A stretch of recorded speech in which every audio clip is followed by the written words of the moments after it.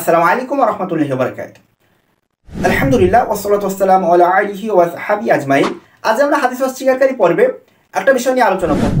আমরা এর আগের সিরিজটাই দেখিয়েছি যে মুরাদ বিন আমজাদ তিনি বলেছেন যে হাদিস অস্বীকারীদের মধ্যে অনেক বড় বড় গবেষক আছে যারা খ্রিস্টান বা খ্রিস্টান হয়ে কাজ করছেন, মানে তারা খ্রিস্টান কিন্তু হাদিস অস্বীকারী হিসেবে কাজ করছে। তিনি আগের সিরিজে স্পষ্টই বলেছেন, আপনারা দেখেন এই ক্লিপটা দেখেন। কোরআনকে ঢাল হিসেবে কোরআনের নাম দিয়ে আমাদের ভিতরে ঢুকে এরকম বড় বড় গবেষক আছে, অনলাইনে পাইবেন তাদেরকে। ঠিক আছে, অনেকে দেখা যায় খ্রিস্টান মিস্টান সব নিয়ে একসাথে একাকার হয়ে যাচ্ছে।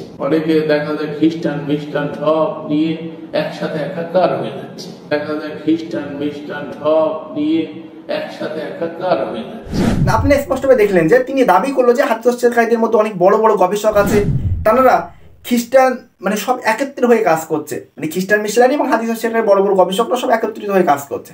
আজ আমাদের দাবি হলো, আপনি যেই সমস্ত হাদিস অস্বীকারী বড় বড় গবেষকরা খ্রিস্টান মিশনারি হয়ে কাজ করছে বা খ্রিস্টানদের সহযোগী হয়ে কাজ করছে, সেই সমস্ত হাদিস অস্বীকারীদের নাম বলবেন। আপনি সেই সমস্ত হাদিস অস্বীকারীদের নাম বলবেন, এটা আমাদের দাবি। কারণ আপনি যদি সেই সমস্ত হাদিস অস্বীকারীদের নাম না বলেন, তাহলে আপনি যেন সত্য গোপনকারী একজন কঠোর মুনাফিক। কেননা আপনি তাদেরকে সহযোগিতা করছেন।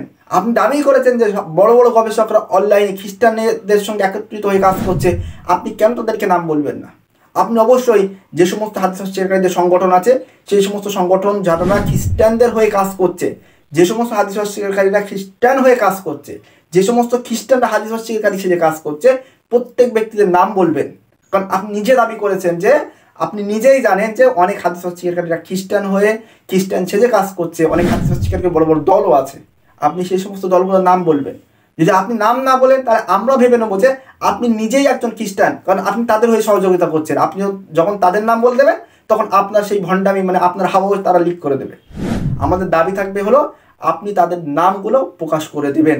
আর আপনি যদি নামগুলো না প্রকাশ করে দেন, তাহলে আমরা স্পষ্ট ধরেই নেবো যে আপনি অরিজিনালি খ্রিস্টান, আপনি ইসলাম বিদ্বেষী, আপনি মুসলিমদের মধ্যে হয়ে হাদিস অস্বীকারী হিসেবে আপনি নিজেও একজন খ্রিস্টান হাদিস অস্বীকারী হিসেবে বসে আছেন। কেননা আপনি নিজে দাবি করবেন হাদিস অস্বীকারীদের অনেক মানুষ আছে খ্রিস্টান, অথচ আপনি নাম বলবেন না। মানে এ কেমন ভণ্ডামি, মানে আপনি যখন তাদের নাম বলবেন, আপনার নামটা বাদ দেবে না তারা, এটা নাকি? অবশ্যই আপনি তাদের নাম বলবেন। যদি নাম না বলেন, তাহলে আমরা ধরে নেবো যে আপনিও তাদের সঙ্গে হয়ে একত্রিত কাজ করছেন।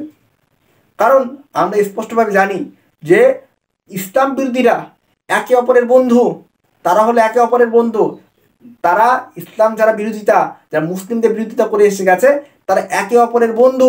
এই জন্য স্পষ্টই আপনি সমস্ত হাদিস অস্বীকারী যে সমস্ত দল মতগুলো আছে, সেই সমস্ত দল মতের নামগুলো বলবেন।